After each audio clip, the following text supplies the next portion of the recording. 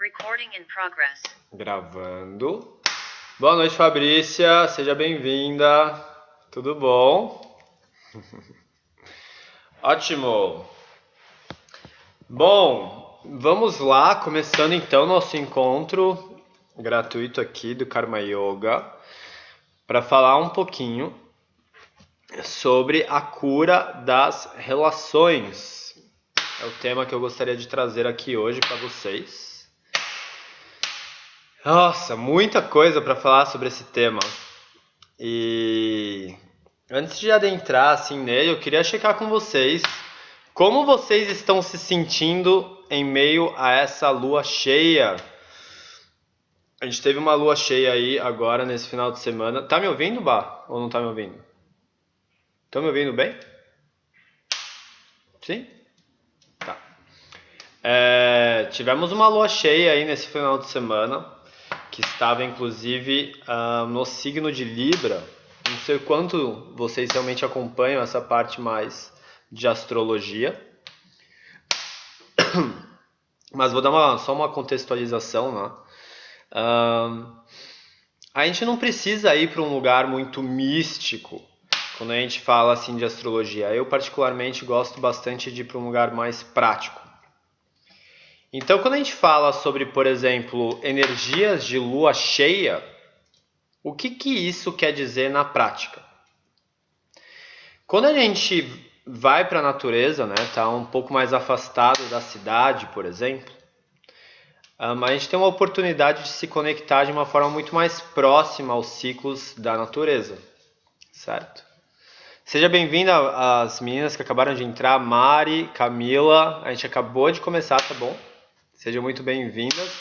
Quem puder deixar o seu vídeo aberto é sempre melhor, porque é muito melhor interagir assim com as suas carinhas ao longo do nosso encontro.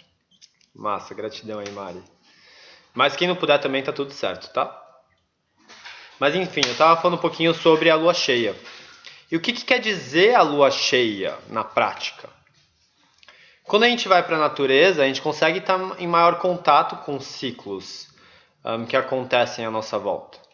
Então você vai ficar, sei lá, um mês num lugar mais isolado fora da cidade, você vai perceber que em um determinado momento tá uma lua super cheia e bonita ali no horizonte, e em determinado momento tá um super breu.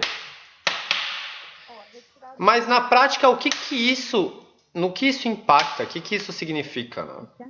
Porque o ser humano urbano, ele se acostumou a estar distante dos ciclos da natureza. E quando a gente volta a olhar esses ciclos, o que eles querem dizer, né? Quando a gente olha para a natureza nesses momentos, é muito interessante. Porque vocês vão perceber que quando está a lua cheia, a vida em meio à natureza, ela está pulsante. Você vê mais pássaros, você vê mais roedores, você vê mais vida andando em meio à selva, por exemplo, quando está a lua cheia. E quando está a lua minguante, quando está a lua nova, quando está esse breu, você vê menos vida acontecendo. Os animais eles estão mais reclusos. Você vai dar uma volta assim à noite na mata, tá tudo mais quieto, tá tudo mais intocado. E também dá pra gente perceber como que a gente se sente quando tá a lua cheia e como a gente se sente quando tá um breu. É fácil entender que a gente inclusive tem até uma palavra, que é fazer um luau. O que remete a fazer um luau? Alguém tocando violão em volta da fogueira numa noite de lua cheia. Porque você sai à noite e tem uma lua cheia, brilhante, dá vontade de sair. Dá aquele ânimo de se relacionar, dá vontade de estar com as pessoas. E existe, inclusive, uma estatística urbana até, que nas noites de lua cheia é quando os movimentos estão maiores à noite, na noitada em geral. Por quê? As pessoas tendem a querer sair mais quando está uma noite de lua cheia, em comparação a quando está um breu. Quando está um breu, você olha ali para fora, você tem uma tendência a falar, eu vou ficar em casa e vou me intocar. Então isso são reações espontâneas que acontecem quando tem lua cheia e quando tem lua nova, por exemplo. E o que quer dizer quando a lua está em um determinado signo? Isso quer dizer que existe uma tendência astrológica convidando a gente a olhar para determinados pontos, a determinadas qualidades, a determinadas circunstâncias do nosso dia a dia.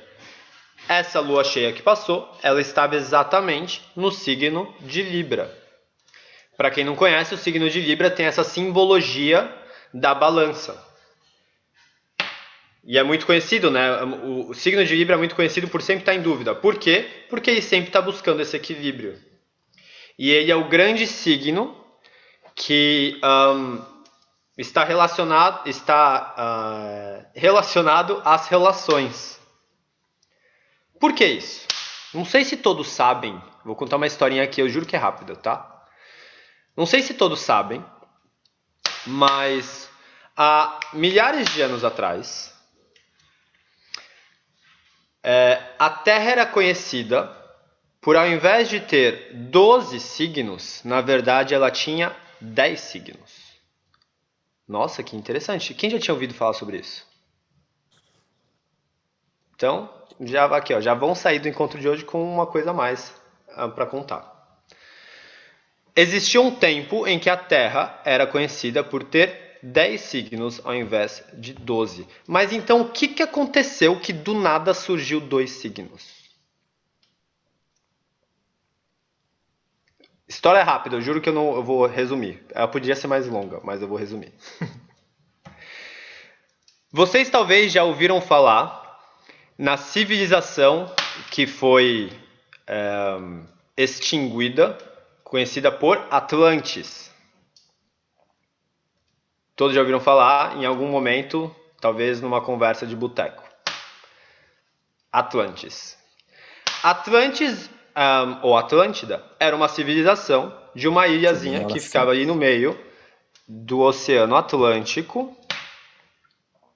E nessa civilização, reza a lenda, que existia um total equilíbrio entre homens e mulheres. Inclusive, a grande maioria das pessoas dessa civilização eram pessoas andrógenas. E nessa civilização, eles viviam em total equilíbrio das polaridades. Eis que uma dinâmica aconteceu de desequilíbrio nessa população e começaram a surgir conflitos. Reza a lenda que talvez um meteoro tenha chegado até a Terra e ao invés da Terra ficar assim, ela ficou assim. E em meio a isso, houve um desequilíbrio entre essas polaridades de Atlântida. E começou então o declínio dessa civilização. E o que essa civilização tem a ver com a astrologia, André? Eu não estou entendendo. Presta atenção. Quando esse meteoro bateu na Terra e a Terra mudou de eixo e fez tic e ficou assim, essa diferença de angulação fez a Terra aumentar o tempo do seu ano, com essa pequena angulação. E reza a lenda que ao mesmo tempo a civilização de Atlântida passou a ter desequilíbrios entre as polaridades. E, pasmem, o que aconteceu foi, ao invés de eles tinham 10 signos, e os signos começavam em Áries, no início, lá pelo dia 20 e 21 de março. Esse indicava o início do ano. O ano começava mais ou menos no início de março, no dia 20 e 21 de março, quando iniciava o signo de Áries. E seguia, cada signo tinha ali aproximadamente 28 dias, porque era equivalente a uma lunação, a um ciclo lunar, e assim ia. Os dois signos que representam masculino e feminino, então, se romperam. Por quê? porque se rompeu esse equilíbrio na civilização de Atlântida. Então, o que era um signo só, que representava a união dessas polaridades, passou a ser 2. Quais são esses signos? O signo de Virgem e o signo de Escorpião. E se vocês forem lá checar, qual que é o símbolo de signo de Virgem e Escorpião?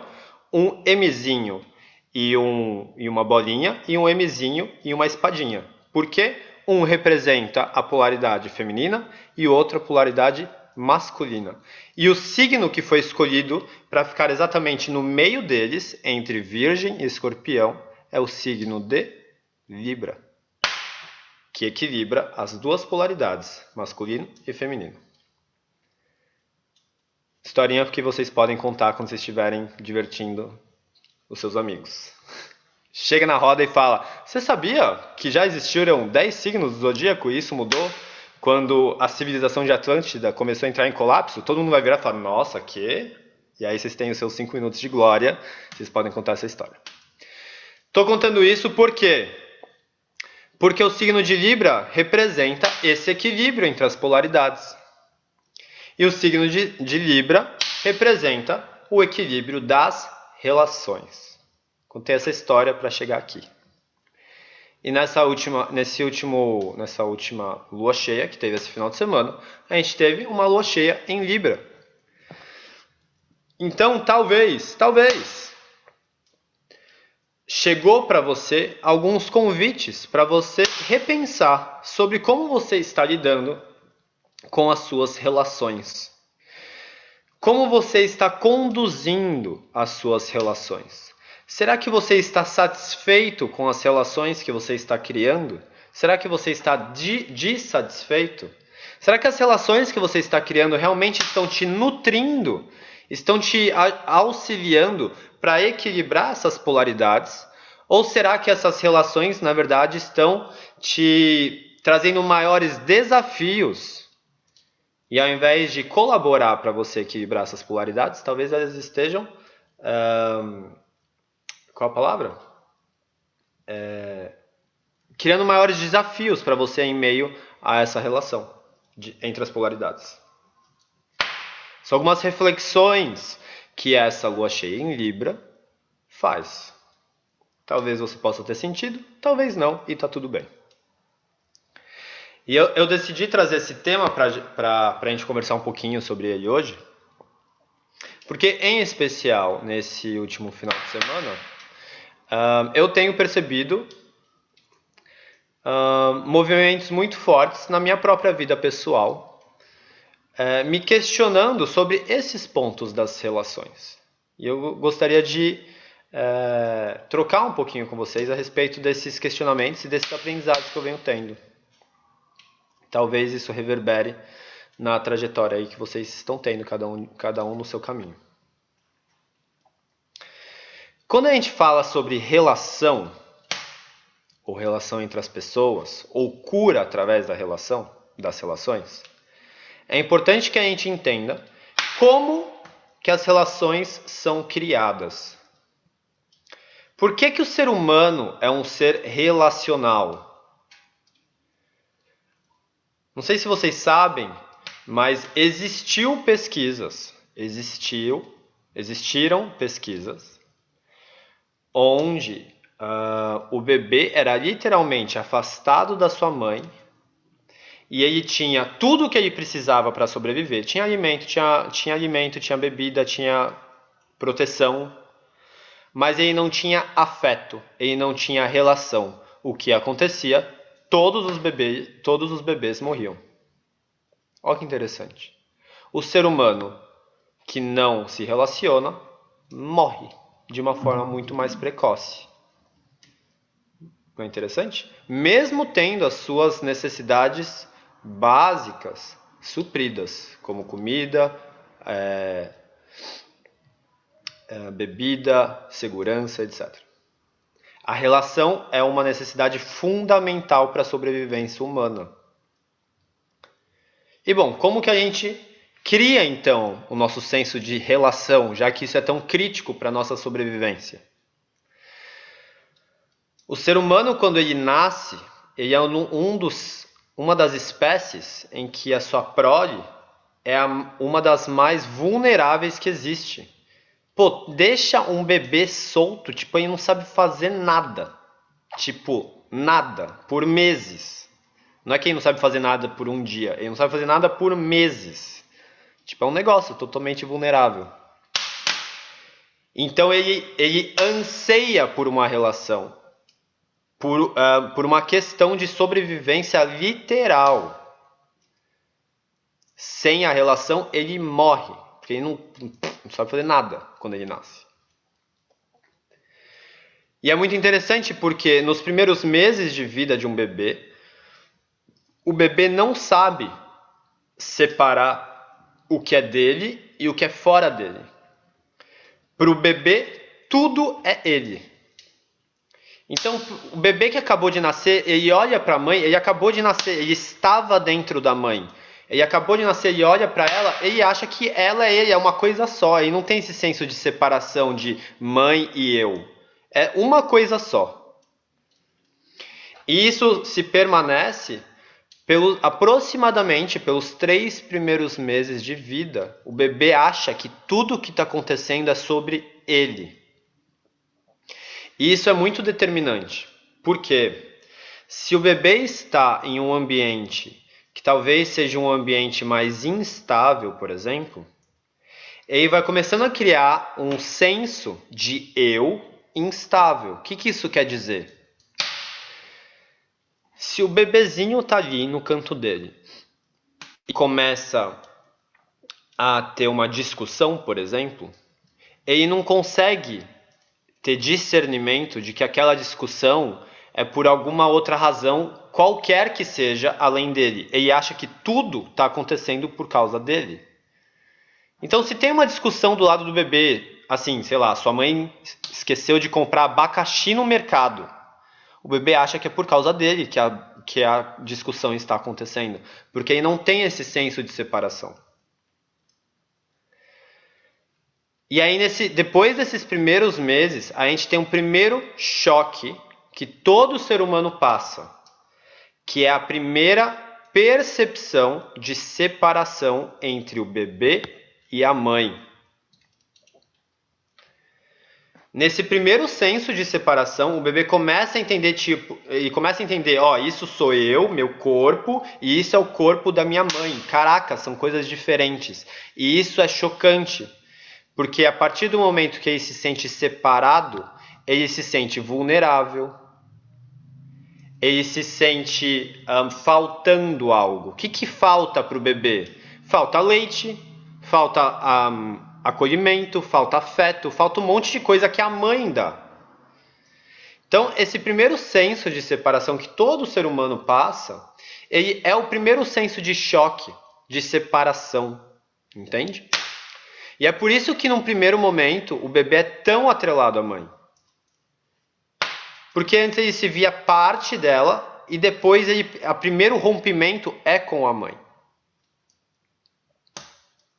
E dessa forma o bebê vai criando os primeiros entendimentos do que é dele.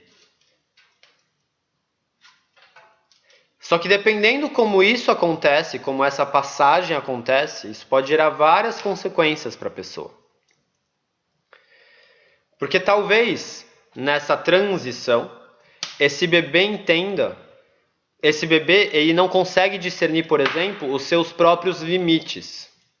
Exemplo, a mãe quer porque quer que o bebê coma no momento em que ele não está com fome. O bebê começa a entender que ele passa a não confiar na sua própria resposta fisiológica. Quando você tem, formatos de relação que a mãe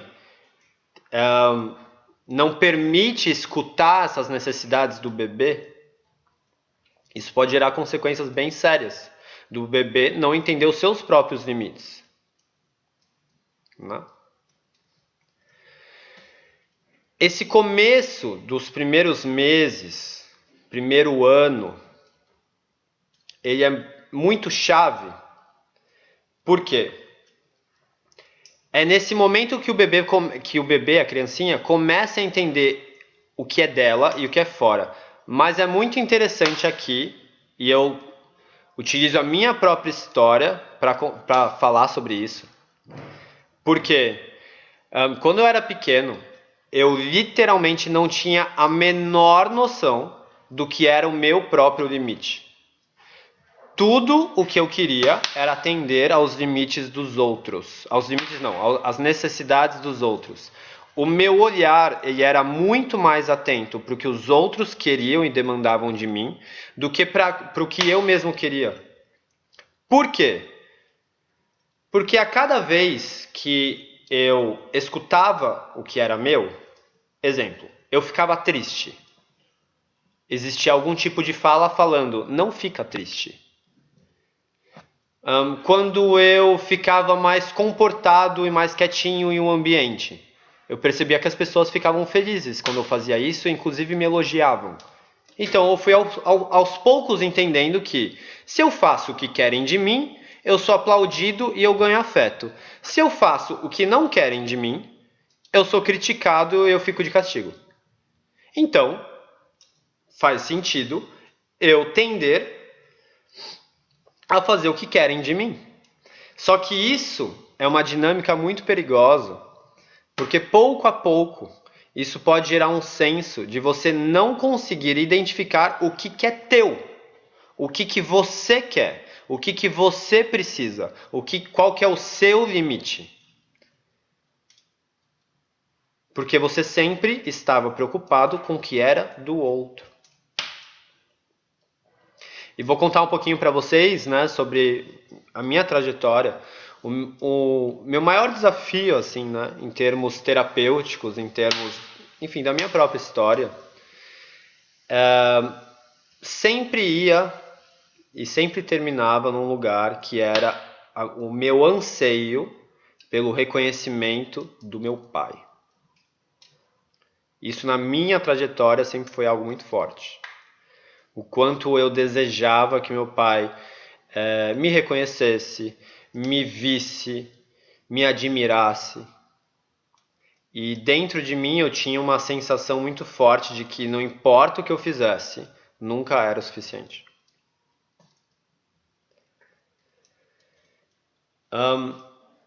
E aqui, de novo, eu não estou dizendo que meu pai era assim, assim, assado. Não é isso. O que eu estou dizendo é, eu, André, criança, tive uma percepção assim, assim, assada do meu pai. Então perceba, às vezes pode ser que olhando de fora, estava tudo certo, estava tudo maravilhoso. Mas eu, André, criança, tive uma percepção que me faltava algo. Por isso que nunca não é exatamente preto no branco. Porque às vezes as pessoas vão virar e falar, não, mas a minha infância era tudo certo, nunca me faltou nada. E mesmo assim eu vejo vários padrões em mim que são desafiadores. Sim, porque nem sempre é preto no branco. Nem sempre é só aquele cenário de pais caóticos que brigavam na sala e nananã. Às vezes é algo sutil. Que seu pai falou um negócio e você, criança, sentiu Mas talvez se você olhasse de fora agora, como adulto, não era nada demais, entende? Mas, só para contextualizar, né? Então, essa dinâmica em relação ao meu pai sempre esteve muito presente ao longo dos meus processos terapêuticos. E eu estou trazendo isso para vocês hoje, para vocês perceberem como as nossas relações influenciam as nossas ações. Porque ao longo da minha trajetória, é nítido, e é realmente nítido, o quanto todas as minhas ações, nas entrelinhas, elas iam em direção a tentar conseguir um reconhecimento do meu pai. Nas entrelinhas, isso sempre estava lá. E ao mesmo tempo que, por eu não sentir isso verdadeiramente em mim, por eu não sentir esse reconhecimento verdadeiro em mim, vários padrões de fuga também eram presentes ao longo da minha trajetória. Exemplo de padrão de fuga que eu já falei aqui em vários encontros para vocês. Eu tive por muitos anos um grande vício em pornografia, por exemplo. E era totalmente um padrão de fuga. Por quê? Porque lá eu conseguia ter algum senso de prazer.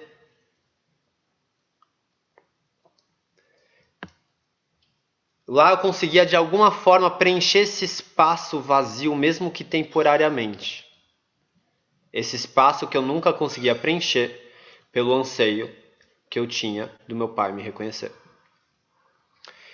E essas coisas estavam sempre ali nas entrelinhas. Percebe como isso vai travando o nosso dia a dia? Porque nas entrelinhas tem esse anseio. Eu não faço aquilo porque eu quero fazer aquilo. Eu faço aquilo porque por trás daquela ação tem um desejo de ser reconhecido. Por trás daquela ação tem um desejo de ser visto. E eu tentava o tempo inteiro gerar valor para os outros, em especial para o meu pai, para tentar receber aquilo. Só que isso é muito trágico, porque gerar valor para os outros em inúmeras situações, ao mesmo tempo queria dizer que eu estaria fazendo algo que eu, André, não queria fazer. Então perceba como isso gera uma dicotomia, uma polaridade, que é extremamente desafiador. Porque percebe como é trágico.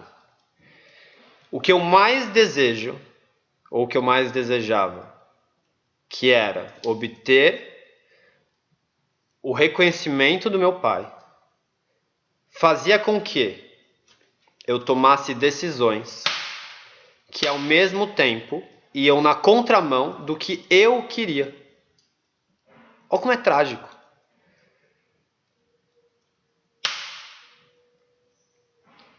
Então, se eu fizesse o que eu queria, eu seria inevitavelmente rejeitado, porque não ia de acordo com o que meu pai queria de mim. E se eu fizesse o que meu pai queria de mim, eu não ia de acordo com o que eu queria. Então, eu era rejeitado por eu mesmo. Perceba como isso é trágico e perceba como isso é pesado. E como isso é tão normal. Acontece o tempo inteiro. É só você conversar com algum amigo ou amiga mais próximo, que você tem intimidade para conversar sobre isso, que você vai ver que essa história se repete com muitas pessoas, seja com pai ou com mãe. Por que isso? Porque esse grande vazio que a gente sente, seja na situação que for, esse vazio que a gente tenta preencher de inúmeras formas, ele tem uma fonte principal. Qual que é essa fonte? O quanto a gente verdadeiramente sente amor de pai e de mãe. Por que isso? Porque se a gente, em algum nível e algum grau, não sente amor de pai ou de mãe, tem algo dentro de nós que nega a fonte da nossa vida, a fonte de quem nos deu vida. Se eu não sinto o amor vindo da minha relação com a minha mãe, eu nego essa trajetória que me gerou a vida do lado da minha mãe.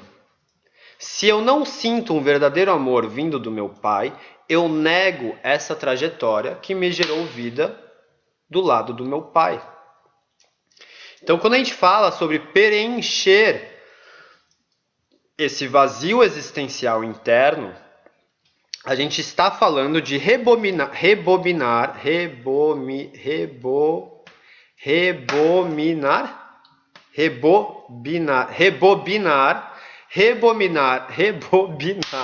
a nossa história para aquele momento lá atrás em que a gente teve o primeiro rompimento de relação com a nossa mãe. A gente está voltando lá atrás para aquele momento em que a gente se sentiu separado e identificando, eu me sinto verdadeiramente amado pelo meu pai e minha mãe ou não? Ou tem um vazio ali? E essa é uma pergunta muito séria que exige muita transparência em respondê-la. Porque essa não foi uma resposta que eu tive assim de uma hora para outra. Foi uma resposta que eu fui acessando ao longo do tempo. E eu fui percebendo como era isso para mim e o quanto essa pergunta estava intrínseca em todas as minhas relações. Não era uma relação, são todas as relações. Por quê? Porque isso ditava como eu me relacionava com eu mesmo. Como assim, André? Explica melhor, vou explicar. Se eu nego, ou melhor, se eu não sinto o amor de pai e mãe, aquele buraco, aquele vazio existencial fica forte ali dentro de mim. E na minha relação eu, André, comigo mesmo, eu tenho um grande desafio em criar intimidade comigo mesmo, em ser sincero comigo mesmo. Porque ser sincero comigo mesmo quer dizer sentir essa dor de vazio por uma rejeição de amor de pai e mãe. Então percebe, se eu não sinto amor de pai e mãe, isso dificulta muito minha relação comigo mesmo, porque se eu olho para minha relação comigo mesmo, eu vejo um buraco. Então, eu tendo neste momento a buscar qualquer outra coisa para não olhar para minha relação comigo mesmo. E se eu faço isso o tempo inteiro, eu estou vestindo uma máscara para os outros. Eu nunca consigo ser eu mesmo. Porque ser eu mesmo quer dizer, inevitavelmente, atravessar essa dor de não sentir o amor de pai e mãe. Percebe como isso permeia todas as relações?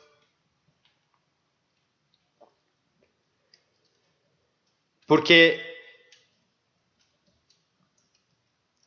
essa situação acontecendo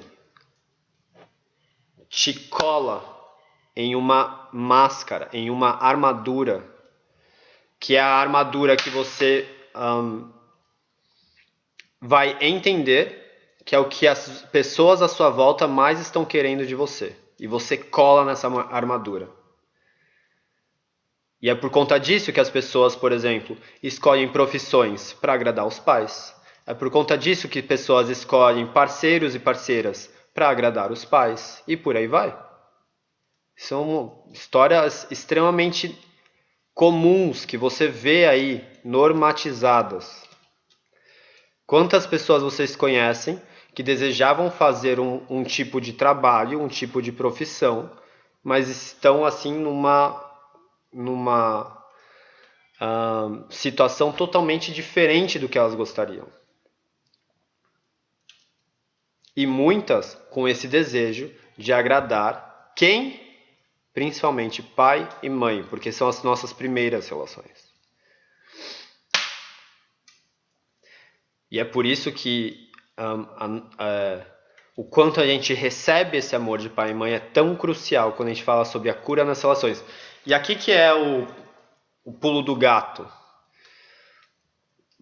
Porque inevitavelmente as pessoas com quem a gente cria intimidade e proximidade, elas serão espelhos dessa relação com nós mesmos. Então, se a gente veste máscaras, armaduras, se a gente veste personagens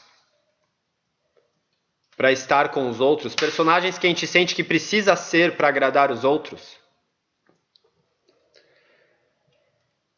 quando a gente se relaciona com alguém, seja relação de amizade ou amorosa, que seja, mas quando a gente se relaciona com alguém, essa proximidade cria um espelho.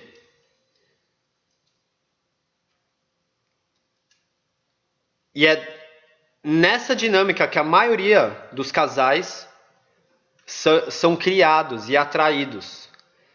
Porque ambos anseiam por um personagem que vai preencher os seus desafios, que vai preencher essa dificuldade em se relacionar consigo mesmo.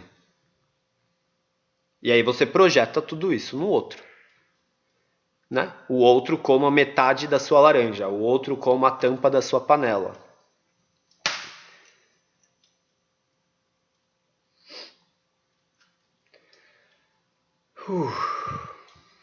Até aqui, todo mundo na mesma página? Sim?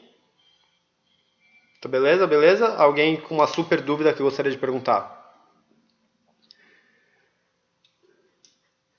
Beleza. Vejo pessoas tenho com uma carinha dúvida. pensativa. Quem tem dúvida? Eu, Nadine. Diga. Desculpa que eu tô com a câmera desligada, porque eu tô na beira da praia esperando a lua nascer. Ótimo programa para uma terça-feira à noite. E aí me surgiu uma dúvida, porque tem isso da questão dos pais, né? De sentir o amor dos pais na época da infância é crucial para tudo que a gente vai se desenvolver enquanto ser emocional. E aí a minha dúvida é, e quem não sentiu, né? Como é que tem um método de ressignificar isso? Como é que faz? Porque o que aconteceu, aconteceu, né? Se não sentiu o amor, se tem esse buraco emocional, vai estar ali, vai estar sempre, vai estar refletindo nossas relações e repetindo padrão atrás de padrão. E aí, ressignificar isso aí, qual é o caminho? Ótimo. É exatamente isso que eu vou falar agora. Então, encaixou perfeitamente. O que a gente faz com isso agora, André? Ótimo, beleza, valeu, você acabou de explicar um monte de coisa, e aí tô percebendo que eu gostaria de me sentir mais amado pelo meu pai e minha mãe, e agora o que eu faço?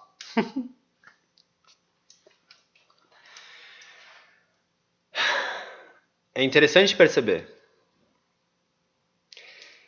que muito provavelmente, não estou dizendo que é uma lei universal, mas eu estou falando que é muito provável que esse padrão teu aí, eu tenho o meu, vocês têm o de vocês. Talvez eles sejam parecidos, talvez eles sejam um pouco diferentes, mas o teu padrão aí, dificilmente ele surgiu do nada. O mais comum que a gente vê são pessoas repassando os seus padrões de geração em geração. Por quê? Porque é de onde elas aprenderam a se relacionar. Isso é algo muito comum. Pais passam para os seus filhos inúmeros padrões que eles ansiavam em relação aos pais deles. E então a gente começa a entrar aqui num estudo de geração para geração, que a gente vai chamar de transgeracional. Ou sistêmico. Também se pode usar a palavra sistêmico, que funciona. E olha que interessante, eu vou trazer um relato aqui da minha história. Por quê? Eu comecei a perceber, beleza, já estava claro para mim o quanto eu ansiava pelo reconhecimento do meu pai, por exemplo.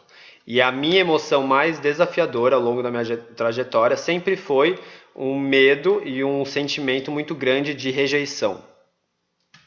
E esse é o meu padrão, minha história. Então o que acontecia nas minhas relações, eu sempre achava que ia ser rejeitado em algum momento. E eu sempre fazia tudo possível e imaginário para eu não ser rejeitado pelo outro. Até que eu descobri que tinha um nome para isso que chamava de codependência emocional. Massa.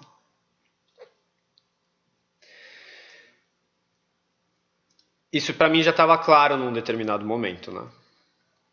Mas mesmo assim, mesmo estando claro mentalmente falando, eu ainda sentia. Peraí que o Henrique escreveu um negócio aqui. Deixa eu ver o que o Henrique escreveu.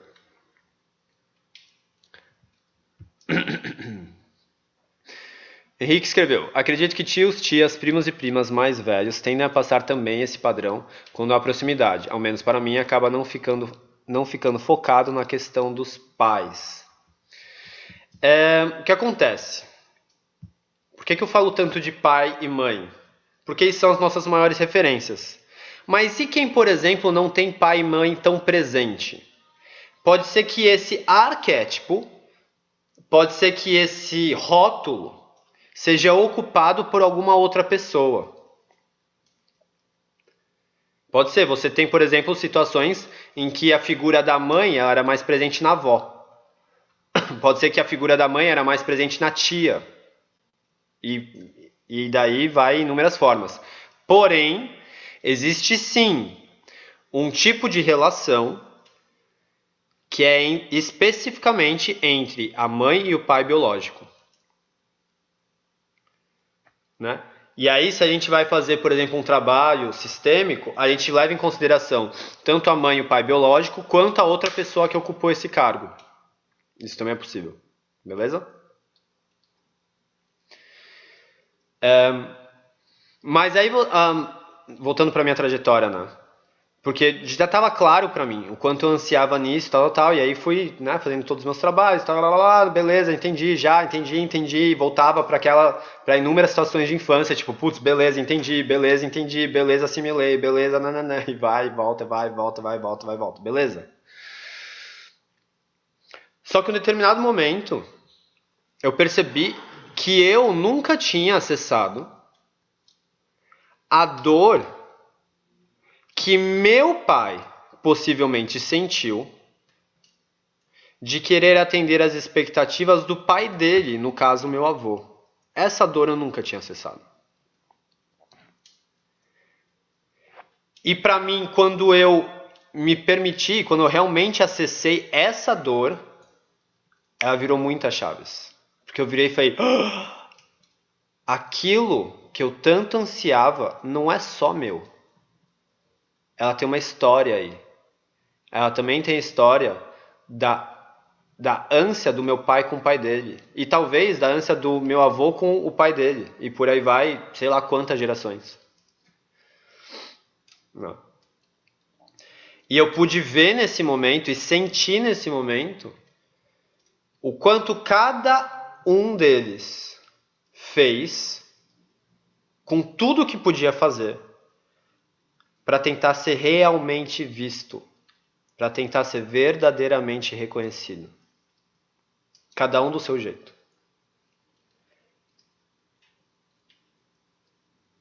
E foi muito interessante, porque uma vez que eu vi isso, não tem como desver, uma vez que eu senti isso, e aqui eu tô falando de sentir mesmo, de chorar copiosamente, que nem criança, pela minha dor e pela dor de vários dos homens da minha família.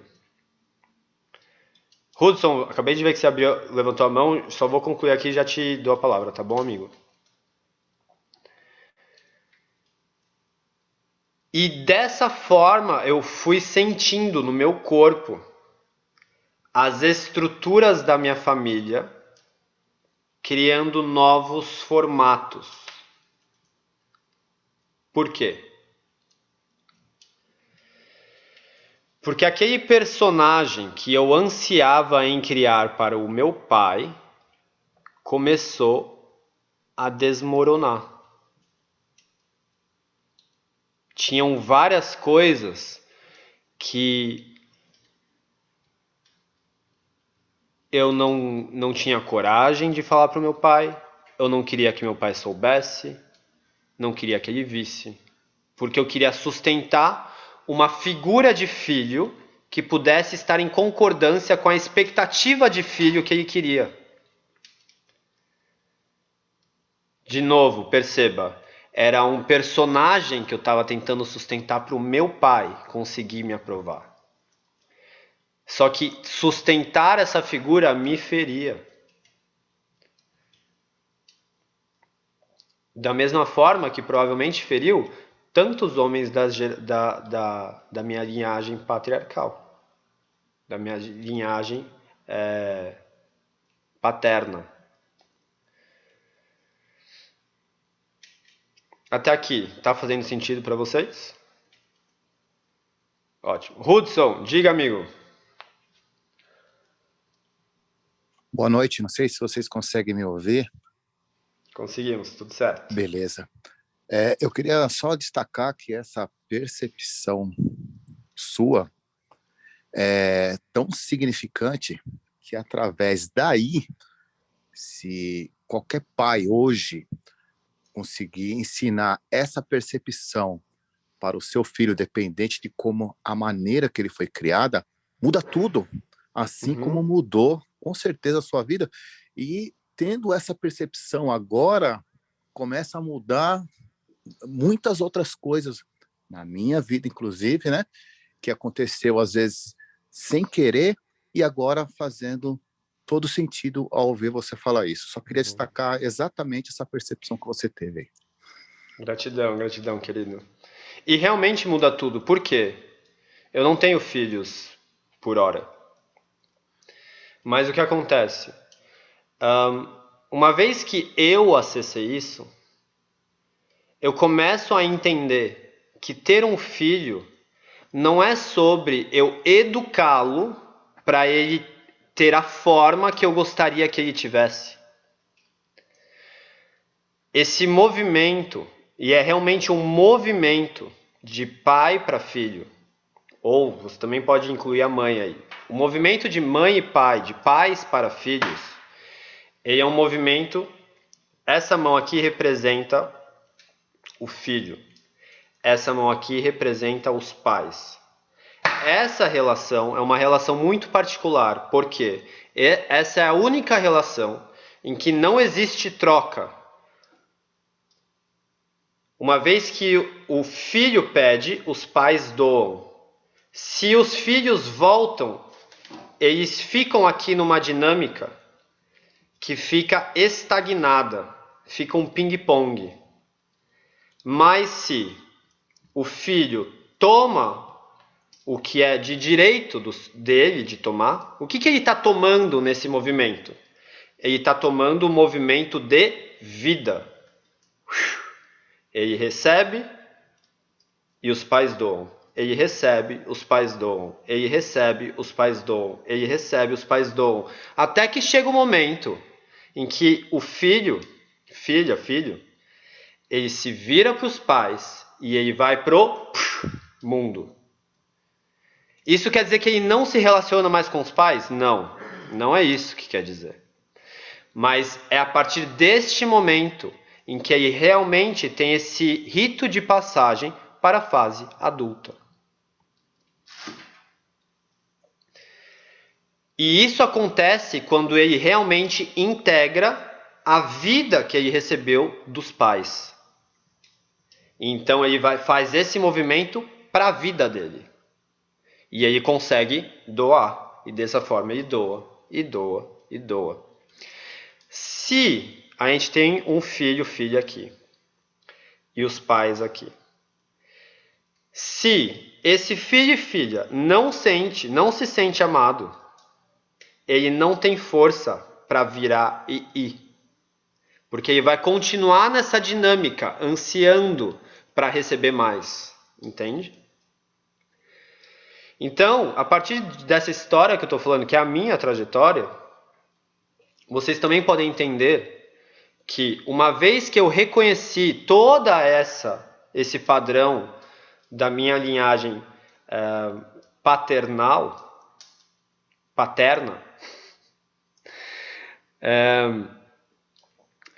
eu libero esse padrão de acontecer para as próximas gerações. Porque eu deixo de ansiar tanto, eu deixo de continuar esse padrão de tomar as minhas ações para agradar meu pai, por exemplo, e ser reconhecido por ele.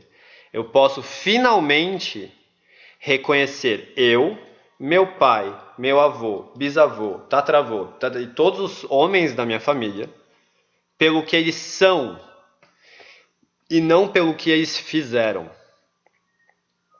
E isso é um padrão muito comum, principalmente entre os homens, que é: eu sou reconhecido pelo que eu faço e não pelo que eu sou.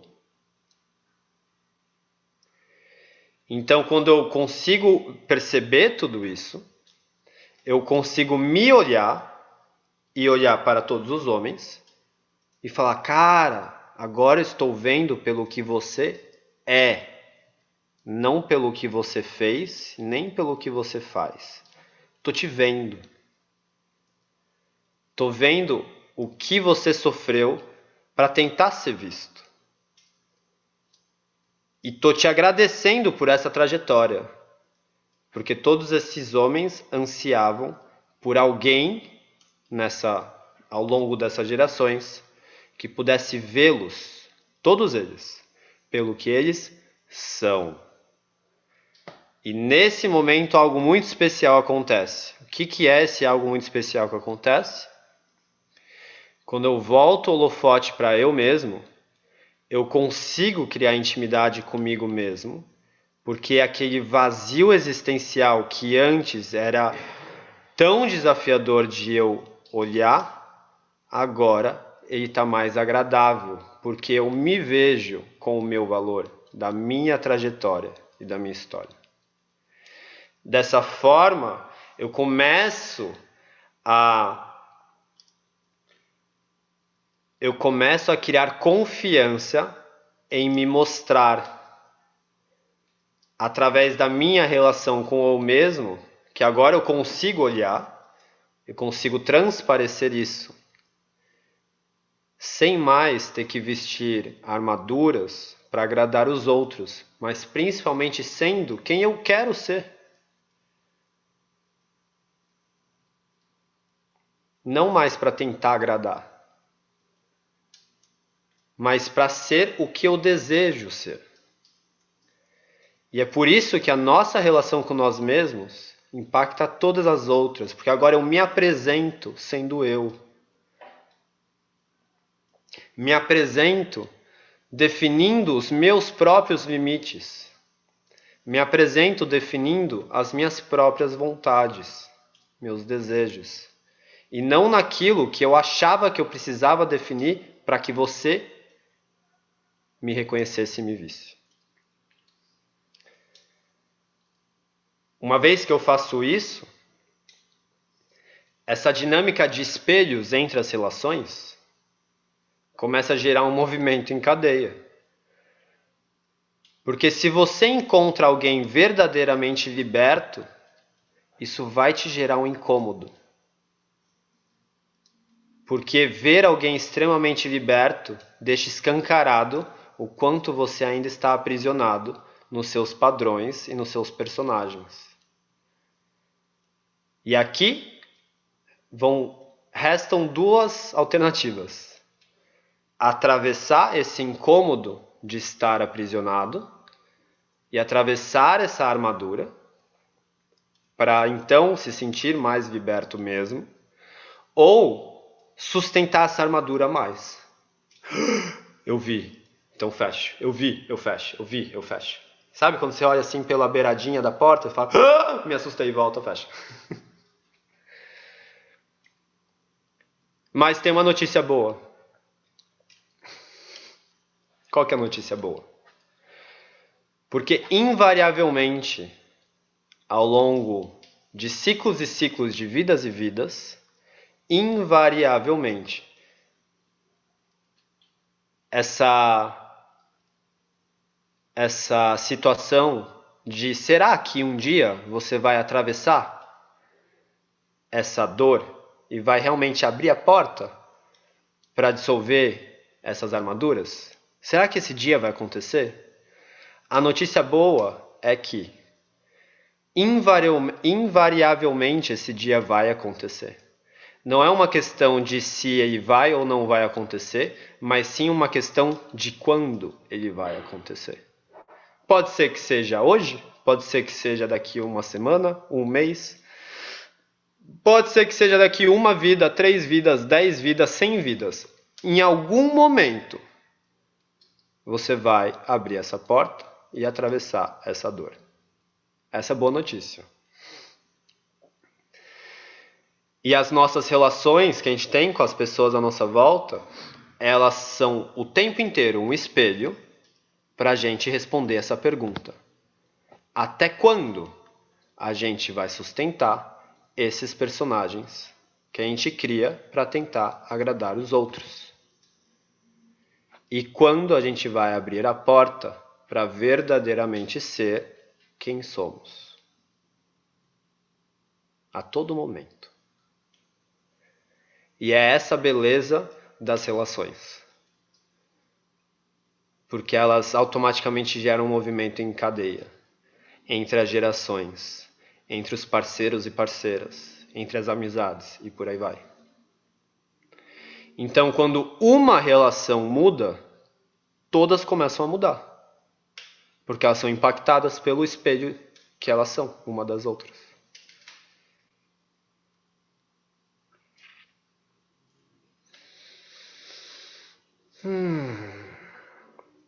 Reflexões de uma lua cheia em Libra. Quem gostaria de trazer alguma pergunta ou possíveis insights de tudo que eu falei aqui? Quero ouvir um pouquinho vocês. Pode falar, Henrique. Então, esse negócio de relação com pais, principalmente pai, eu tenho um pensamento meio formado quanto a isso que eu queria colocar. Por Porque, favor. assim, infelizmente, né, a gente vive num mundo muito machista e não só machista, como um mundo que demanda o poder de uma forma errada, né? O poder é sempre sobre o outro. E o que a gente faz, né? As criações da gente normalmente são, e eu acho que isso tem mudado um pouco, você tem uma criação sempre vertical.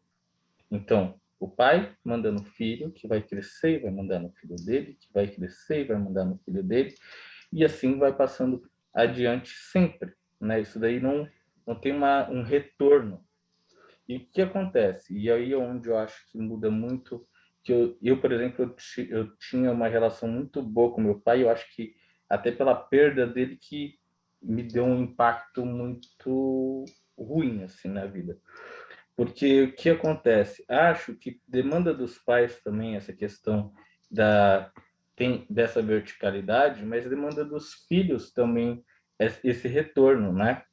Essa volta, porque os pais eles já não foram ouvidos pelos pais deles. Eles no final das contas eles ainda não são ouvidos pelos filhos deles. Então eles ficam num meio termo em que nunca ninguém parou para ouvir esses caras. Eu perdi meu pai há 2 anos, né? E é um barato meio foda assim para mim.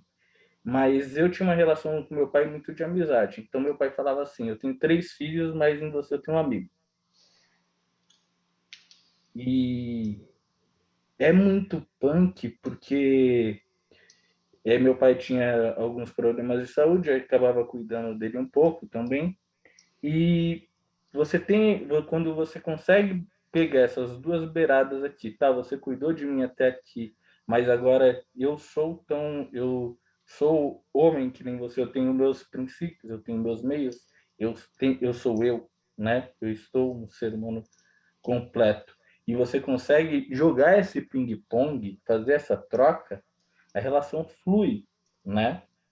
E aí eu acho que é onde essa relação de pai-filho devia estar. Eu acho que tem a questão muito dos pais, claro, mas tem a relação dos filhos também, por vingança, não querer esse jogo de volta.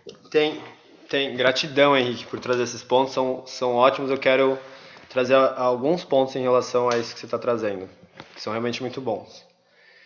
O que acontece? A relação, vou falar de pai e filho porque é o exemplo, tá? A relação de pai e filho, ela é essa relação de recebe e toma, toma e recebe, até o momento em que o filho faz esse rito de passagem de virar e ir para a vida, e isso a gente vai chamar da fase adulta, dali em diante. O que acontece é que a maioria dos casos, das relações entre pai e filho, não chega até esse estágio.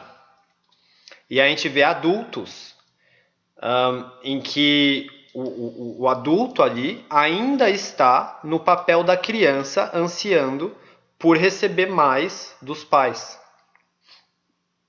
E essa situação é bastante desafiadora, porque esse adulto ainda não consegue ir para a vida por si só. Então ele não tem força para fazer isso. Porque ele ainda não tomou a vida que era para tomar dos pais para fazer esse movimento.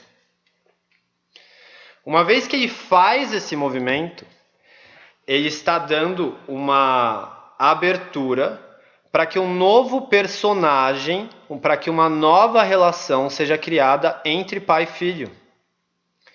E aí, por exemplo, a gente vê uma relação que é pai e filho. O filho virou, foi para a vida. E essa dinâmica, é importante que ela faça esse movimento. Porque isso dá força para esse homem seguir, ou para essa mulher seguir. Mas outras relações entre pai e filho podem ser criadas, como, por exemplo, você falou, uma relação de amizade. Então, a sua criança interna já recebeu o que precisava do seu pai, fez o movimento e foi. O seu adulto vê o seu pai e consegue se relacionar numa amizade. Maravilha. Isso é, inclusive, maravilhoso. Porque a sua criança não está mais ansiando por aquilo que ela acha que não teve. Ela já tomou o que precisava ser tomado. E isso dá força para ela seguir. E a partir disso, novas relações podem ser criadas entre pai e mãe. Entre filho e pai, ou filho e mãe. Entende? Faz sentido para você essa dinâmica? Porque uma coisa é a criança, a outra coisa é o seu adulto. O que a gente mais vê é a criança que ainda está no adulto, porque ele não fez a passagem. Então aquilo está colado ainda. Mas se fez, ótimo. Aí a criança está cuidada pelo próprio adulto. E agora o adulto pode escolher a relação que quer com o pai.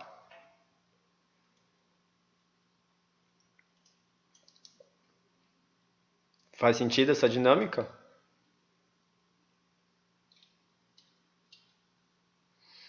Dúvidas, perguntas, insights? Quem mais gostaria de falar? Diga, Brisa.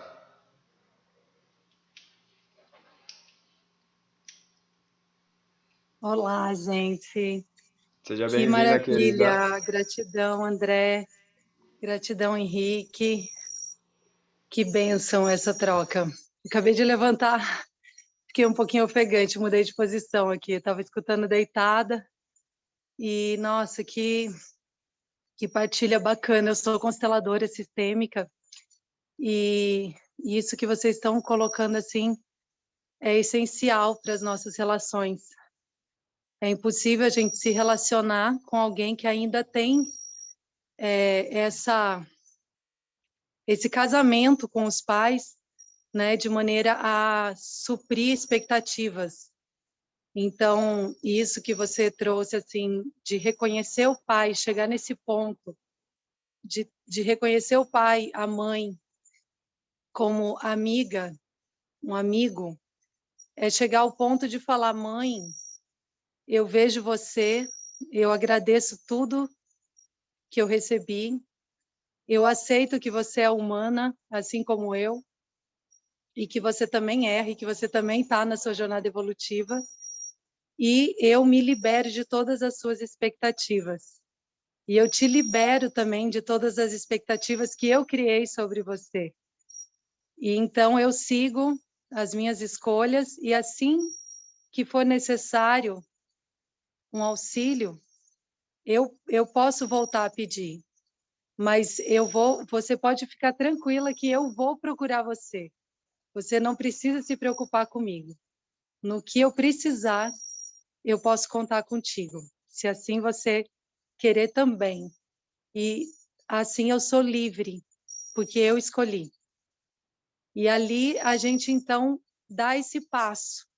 E esse passo ele realmente precisa ser muito verdadeiro. Então, se a gente ainda não tem algo ali dentro que nos permita falar tudo isso com profunda tranquilidade, a gente precisa olhar o que é isso e acolher com muito amor, para que isso possa ser visto, para que isso possa ser reconhecido naquele sistema.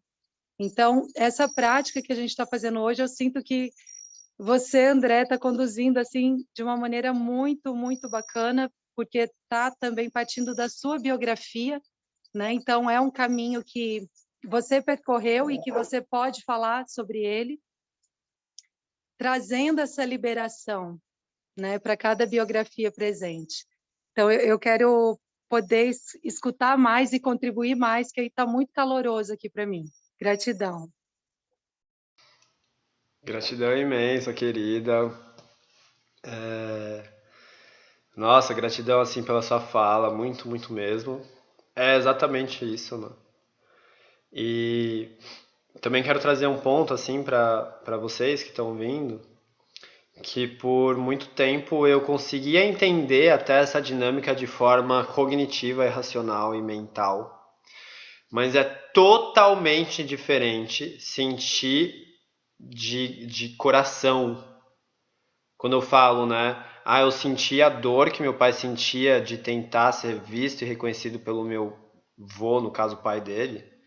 É sentir, tipo, teve um momento em que essa dor me atravessou. Era um choro que não era nem meu.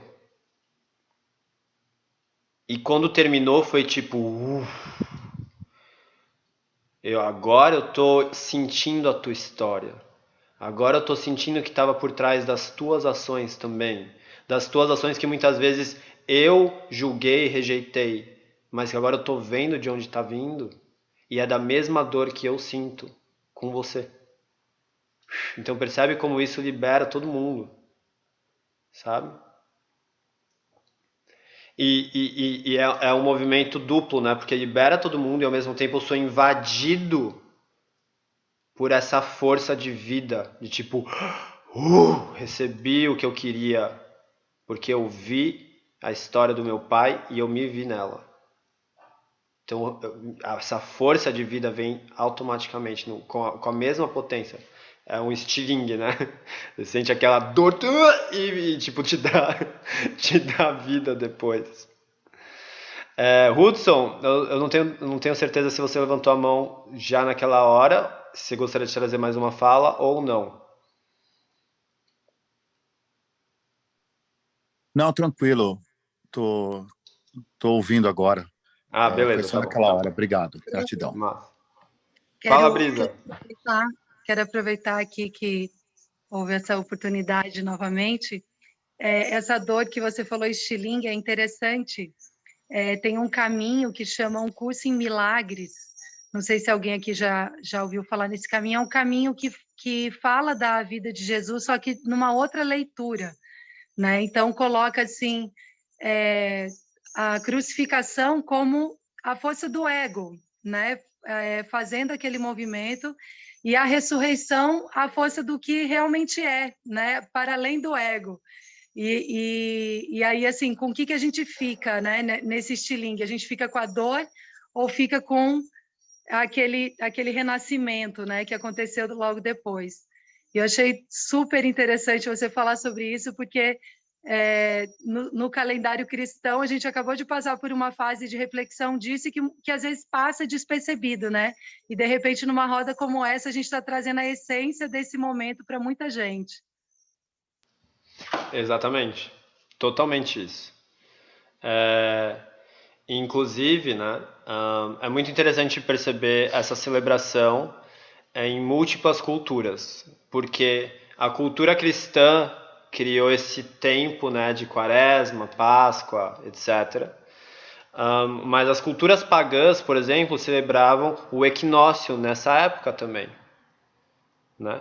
O que é o equinócio? O equinócio é o momento em que se finaliza ali o verão para iniciar o outono. E é exatamente nesse momento que a gente também tem o início do ano novo astrológico. A gente volta lá para a astrologia que a gente começou o encontro lá no comecinho. Então, a gente está falando de finalizações e reciclagens de ciclos. Que casa também depois com essa celebração e narrativa cristã, que é exatamente isso que a Brisa está trazendo, de entender a morte de Jesus como essa morte dos personagens que a gente cria para tentar agradar todos à nossa volta, para a gente finalmente ser livre dessa expectativa. Então, existem, né, inúmeras leituras sobre a passagem de Jesus, tal e tudo mais. Mas essa é mais uma simbologia que vocês podem levar com vocês. E quando esses momentos acontecem no ano, eles acontecem por uma razão. Por quê? Porque a natureza é o tempo inteiro cíclica. E ela vai o tempo inteiro nos convidar a perceber a ciclicidade em cada coisinha que está acontecendo. Né? Quanto mais a gente assimila isso, mais a gente permite com que as nossas dores realmente se vão, e isso cria espaço para algo novo acontecer. Dentro das relações comigo mesmo e com os outros à minha volta. Né? A minha própria relação, eu comigo mesmo, é uma constante relação cíclica de morte e vida, porque a todo momento eu estou me rotulando com algo novo. Ah, agora eu sou yogi. Pronto, mais um rótulo que eu criei. E aí eu vou lá, faço coisa até eu entender que eu não sou só um yogi. Eu posso até ser em alguns momentos, mas não sou toda hora um yogi. E aí o que acontece? Esse personagem, morre também. E abre espaço para um novo. Aí, depois disso, eu viro falar, não, mas agora eu sou um homem liberto. Putz, mais um ego falando. Aí você uma hora ele vai morrer de novo e vai aparecer outro. E por aí vai, e a gente segue essa jornada. Quanto mais a gente se acostuma a isso, mais a gente se acostuma a essa ciclicidade nas outras relações. E aí que eu realmente entendo o que está por trás da palavra relacionar, refazer um laço. Então, para se relacionar, eu preciso desenlaçar e refletir. Faz sentido eu fazer esse laço de novo? Ah, faz. Então eu faço o laço de novo. E aí passa um tempinho, eu posso fazer essa reflexão. Tira o laço. Faz sentido eu fazer esse laço de novo? Faz sentido. Então refaz o laço. Não faz sentido. Então não faz o laço de novo. E tá tudo bem. Isso é se relacionar.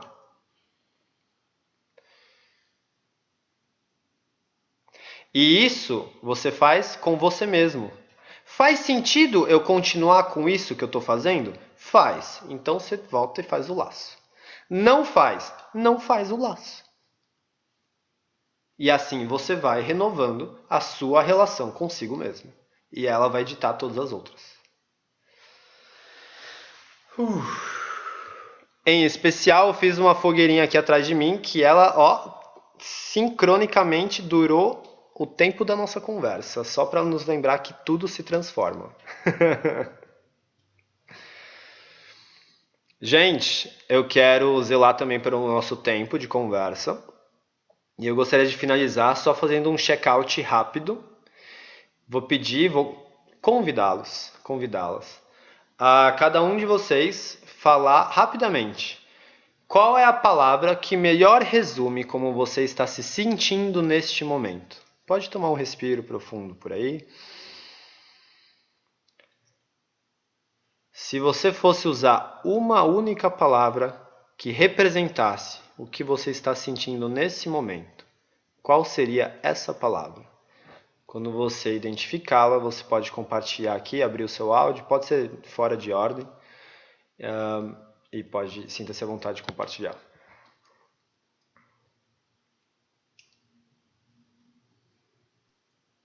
Presenteada. Quem mais? Minha foi identificação. Quem mais?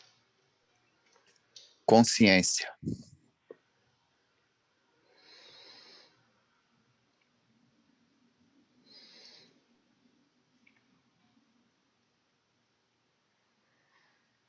mais? Aliviada. Mais alguém?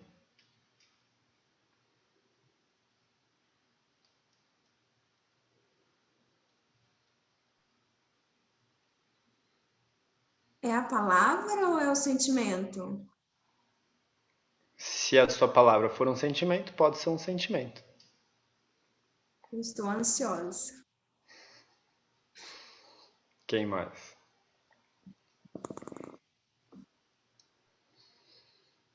Quem quiser, quem preferir ficar em silêncio, tá tudo bem também, não tem problema nenhum.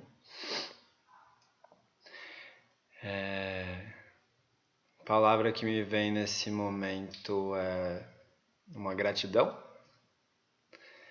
Eu sou muito grato por a gente poder se encontrar aqui, falar sobre todos esses assuntos, poder se escutar e poder ver tantas pessoas interessadas nesses assuntos, né, nesses temas, em responderem verdadeiramente a pergunta de quem nós somos, né? Sinto que essa é uma pergunta que ela, desde criança, ela me cria muita curiosidade e ela norteia muitos dos passos e das decisões que eu tomei para estar aqui. E eu celebro muito encontrar outras pessoas com curiosidades parecidas com a minha ao longo desse caminho. Gente, gratidão imensa pelo nosso encontro, por essa oportunidade. Essa aula, esse encontro, né, ele fica gravado lá no nosso canal do YouTube. Para acessar, vocês têm o link lá no grupo do Karma Yoga. Tem várias outras aulas também. E a gente se vê semana que vem. Gratidão. Ótima noite. Grande beijo, grande abraço.